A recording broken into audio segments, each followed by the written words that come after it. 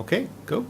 Okay, my name is Richard and I am 54 years old, and I started with a problem with my disc and sciatic nerve maybe 12 or 14 years ago, which was on and off at the time. I would have cortisone injections and it would settle it back down. Gradually it got more frequent and worse, to the extent that about 5 or 6 months ago, through no strenuous activity, the problem sort of escalated, and I had surgery now 3 weeks ago. It was a posterior lumbar interbody fusion. It was a spinal fusion. Right, that's right. At the base of your spine. So tell us about your experience of surgery. How long were you in hospital? So I was in hospital for 2 days. The operation took place on the Monday afternoon. I had a fairly lousy day on Tuesday. Tuesday night there was a good night's sleep. Wednesday I felt a new person altogether. The physio then had me up on my feet Wednesday morning, shuffling down the ward, and again Wednesday afternoon.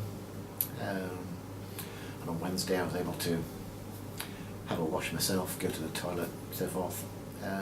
So Wednesday afternoon I was dressed and out. Now, in terms of, you told me that you could tell pretty quickly that your pain that you'd had for so many years had gone. When did you first notice that? Oh yes, I noticed that very early on the Tuesday, really, that there was the natural pains from the operation area, but I knew that, and in particular on the Wednesday morning when I got out of bed and on my feet with the physio, that I had no pain down my left leg. There was no sciatic nerve pain, which is quite distinct from any other pain. Right. And now tell us about after surgery. How long since the surgery? So the surgery was 3 weeks and 3 days ago. Right. When I came out on the Wednesday, 2 days afterwards, I was on my feet basically every day since.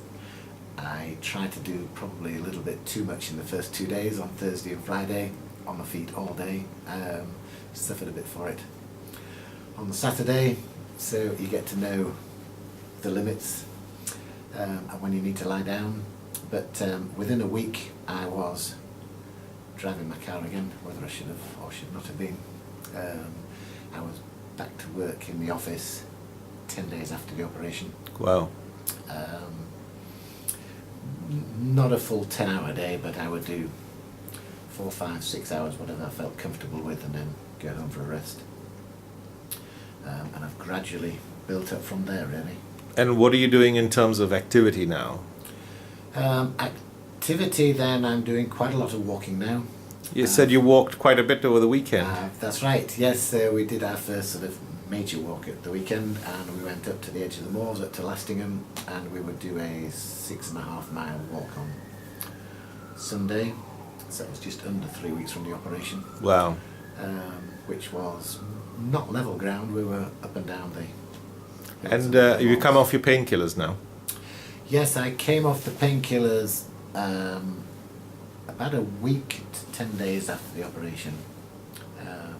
That was probably the worst bit post-operation, really. Explain why that is. Well, I had been on a concoction of sort of tramadol and diclofenac and cocodamol and paracetamol for 5, 6 months, I can't remember now. So I got fairly addicted to them, I think. So when I knocked them all on the head, because the pain had gone, all pain had gone about a week after the operation, my body did not like that to start with, and I would have a bit of cold turkey for a day or two, really. Right. So, okay. Thank you very much. Okay.